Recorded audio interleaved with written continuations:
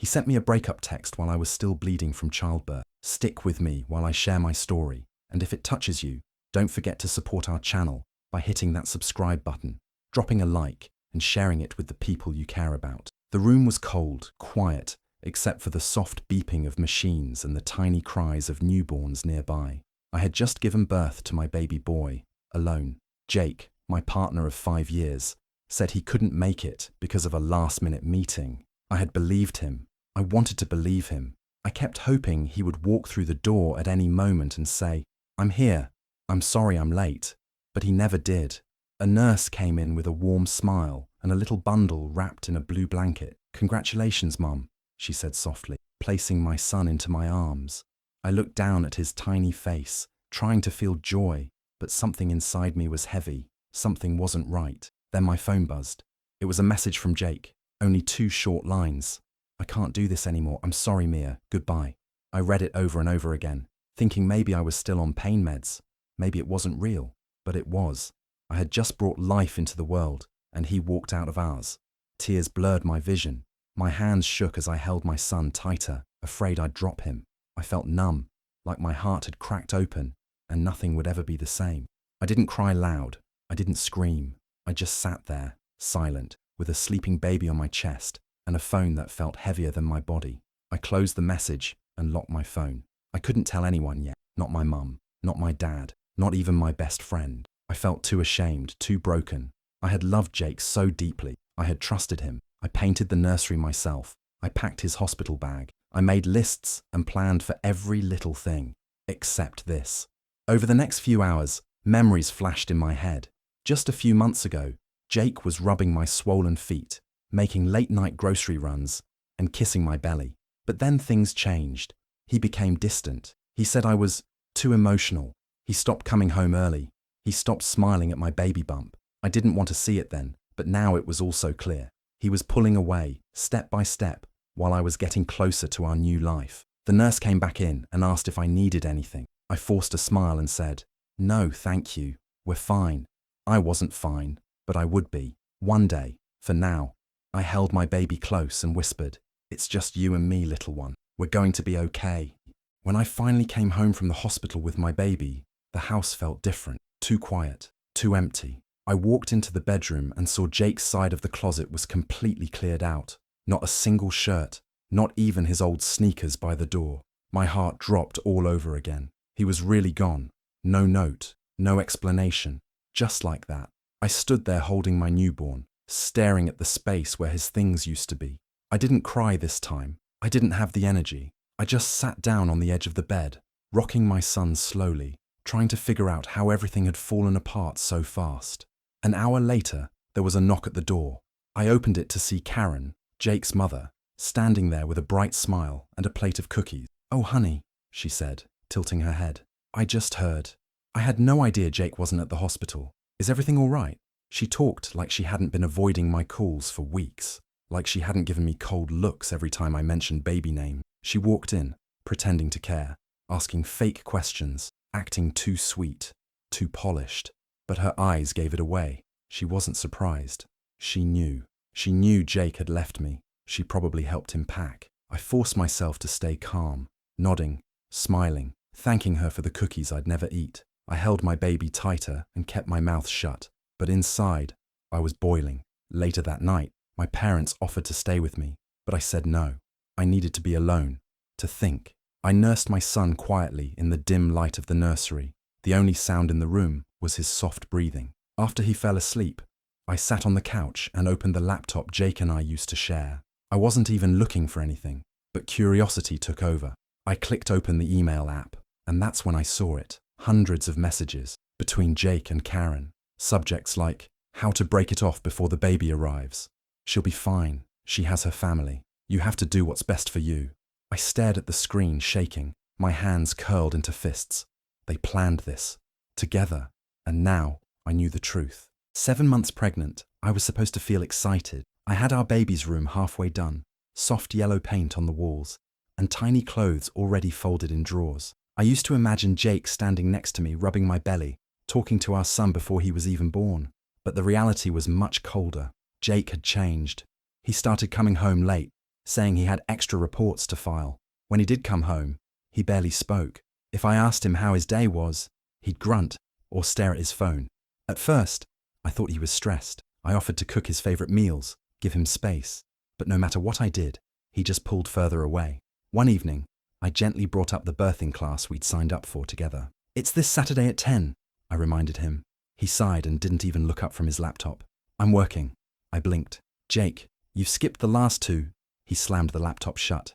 "Mia, you've been nagging me non-stop lately. I can't do anything without you breathing down my neck."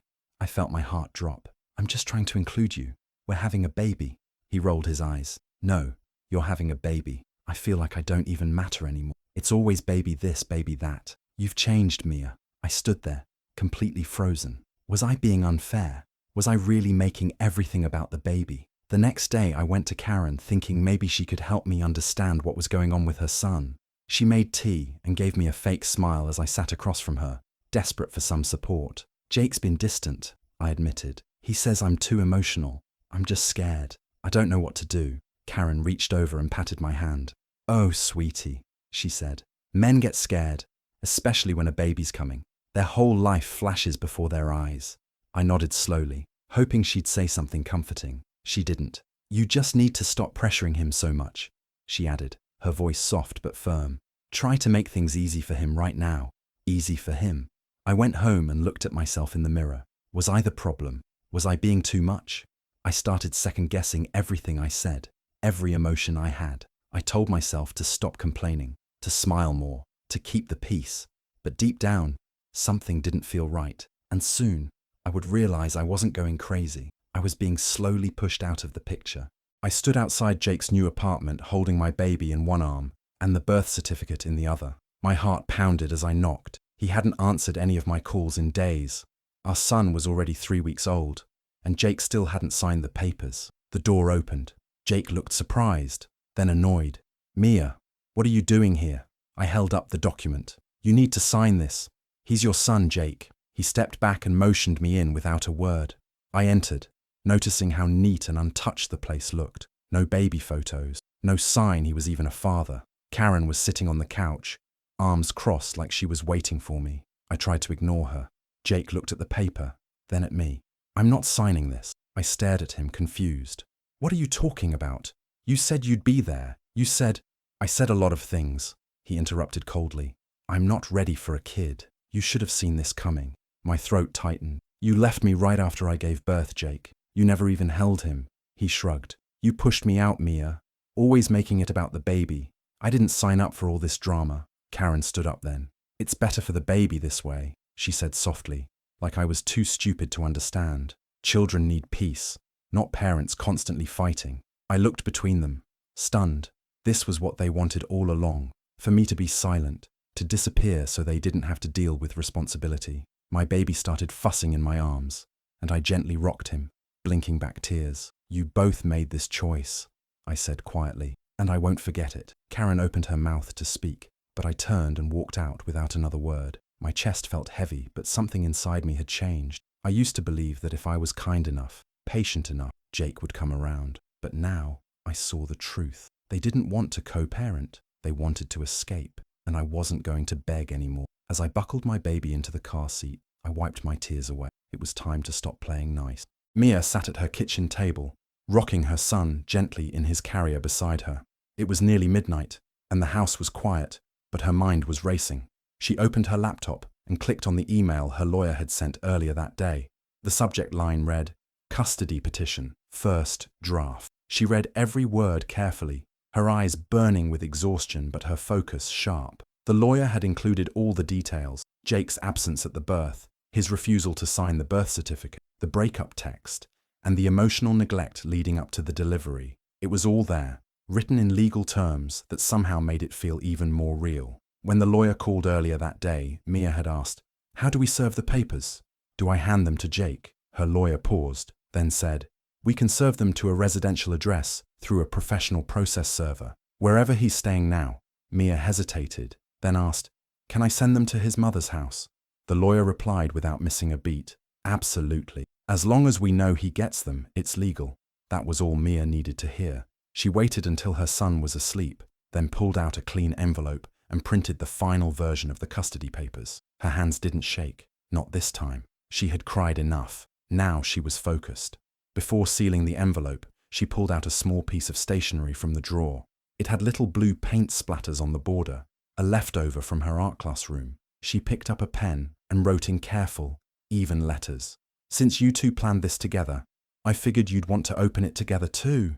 She folded the note and tucked it in on top of the documents.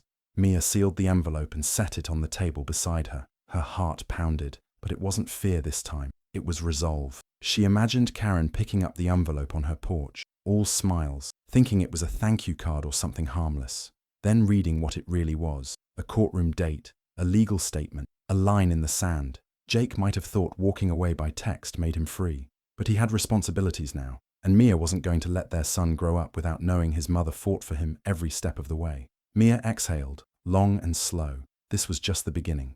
The sun was shining gently on a quiet Sunday morning as Karen Reynolds opened her front door and found a white envelope sitting neatly on the welcome mat. Her first thought? A card, maybe even a thank you note from someone in her church group. She smiled to herself, picked it up, and walked inside. She didn't notice the handwriting at first.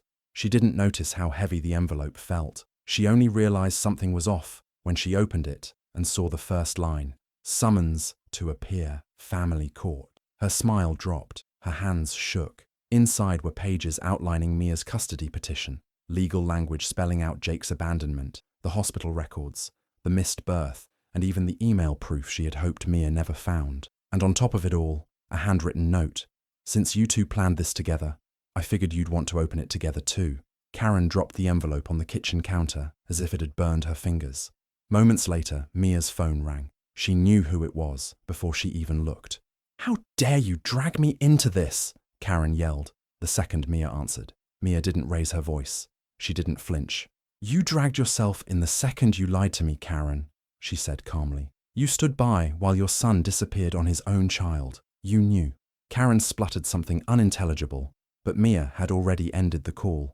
2 hours later, there was pounding at her door. Jake stood outside, furious, his eyes wild. "What the hell, Mia? You sent court papers to my mum? On Mother's Day?" She looked at him through the screen door, her baby sleeping peacefully in a wrap against her chest. She didn't say a word. She didn't need to. "You're overreacting," Jake snapped. "We could have handled this like adults." Mia slowly reached for the door and closed it right in his face. No yelling, no drama, just the sound of the lock clicking. Inside, Mia exhaled. She walked back to the living room, kissed the top of her baby's head, and whispered, "We're doing just fine." She didn't need to play nice anymore. Justice had already started moving. The courtroom was quiet, except for the soft shuffle of papers and the occasional cough from someone in the back. Mia Harper sat straight in her chair, wearing a simple navy blue dress. Her hair was tied back, her face calm but unreadable. Beside her, her lawyer gave a reassuring nod. Across the aisle, Jake slouched in his seat, eyes bloodshot, shirt wrinkled, legs jittery. He hadn't looked at Mia once. The judge entered, and everyone stood. When the hearing began, Jake's lawyer tried to make it sound like everything was just a miscommunication, that Jake had been emotionally overwhelmed, that he didn't mean to abandon Mia, and that he was willing to be involved in his son's life now. Jake added, "It wasn't like I disappeared. I just needed space." Mia's lawyer remained composed and methodical. She handed over a thick folder of evidence. Screenshots of Jake's 2-line breakup text sent less than an hour after Mia gave birth, medical records showing he never came to the hospital, and printed emails showing that Jake and his mother had planned to leave before the baby even arrived. Mia didn't look at Jake once. When the judge turned to her and asked if she had anything to say, she stood up slowly. "I was in a hospital bed, still bleeding, still shaking from delivering our son into the world. 48 minutes later, I got a text that said, 'This isn't working. I can't do this anymore. Goodbye.' That's all. No call, no visit. Just gone." The room went silent. Even Jake stopped fidgeting. Mia continued, her voice steady. "He had months to prepare. He had time to tell me honestly. But instead, he lied, disappeared, and left me to bring our baby home alone. And now, he wants to pretend it never happened." She sat back down. Her lawyer placed a gentle hand on her shoulder. The judge leaned back in his chair, thoughtful. He tapped his pen against the folder, then looked at Jake. "I see no effort to be present, no sense of responsibility. and clear, documented abandonment. I'm awarding sole physical and legal custody to Ms. Harper. Mr. Reynolds will have visitation only under supervision. Child support will be calculated based on his current income. Jake's face crumbled. He opened his mouth, but nothing came out. Mia didn't smile. She didn't celebrate. She simply exhaled, like someone finally free from holding her breath too long. Word started to spread quietly, not through gossip blogs or loud confrontations, but through cousins, old friends, and mutual co-workers. Jake's absence at the hospital, the text message breakup, the court ruling.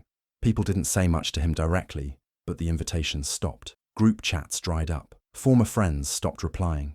He lost out on a job he'd been counting on. HR never explained why, but he had a feeling they heard about the custody ruling. His LinkedIn connections shrank. Even the cousin who used to grab beers with him every Sunday stopped answering his calls. Karen, once so proud and perfectly poised, showed up at Mia's door one afternoon. She looked smaller, like the weight of everything had finally caught up. She had a wrapped toy in her hands and a trembling voice. "I just want to see my grandson," she said softly. "He's part of my family too." Mia didn't even hesitate. She didn't yell. She didn't cry. She just looked her in the eyes and said, "This child is not a trophy you get to display after betrayal." Then she closed the door. Mia didn't feel triumphant. She just felt clear, stronger than before. Meanwhile, Jake's personal life was collapsing. His new girlfriend, Rachel, who had been glowing just 2 weeks ago while showing him her ultrasound photo, had gone quiet after seeing the court papers on the kitchen counter. She asked, "Is this real?" while holding the documents with his signature at the bottom. Jake tried to explain, said it was all Mia's fault, that she was dramatic, emotional, manipulative, but Rachel just stared at him. "If that's how you treat someone carrying your child, I can't be next." She left the apartment that night. Jake sat in silence, alone again. No baby, no girlfriend, no mother who could fix it, just the echo of his own decisions bouncing back at him. The months that followed were not easy, but they were honest.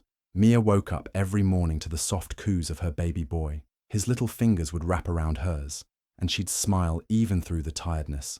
She was no longer broken, just rebuilding. She returned to work part-time as an elementary school art teacher. Her students' laughter, messy paintings, and bright eyes brought color back into her world. Her classroom, once a quiet escape, became a place of comfort and joy again. She painted with the children, humming quietly as she rocked her son during breaks. Her parents visited often. Her mother helped with feedings. Her father fixed small things around the apartment. Their presence was warm, constant, and kind. For the first time in a long while, Mia felt truly supported, not judged, not questioned, just loved. The apartment still held traces of the storm, but it was filled with laughter now. The walls bore her baby's drawings, his toys scattered across the living room floor. She didn't care about the mess. It was a sign of life. One quiet Sunday afternoon, Mia checked the mail. Tucked between a coupon booklet and a hospital bill was an envelope with soft cursive on the front. No return address, but she recognized the handwriting. Karen. She stood for a moment, looking at it in her hand. Her baby was asleep in his crib. The house was calm. Mia walked into the living room, sat near the fireplace, and opened the envelope with steady fingers. The first line read, "Forgive us, please." She didn't read any further. She folded the letter gently and tossed it into the fireplace. Flames caught the paper, curling the edges into ash. She watched it burn, not with anger, but with finality. That chapter was closed.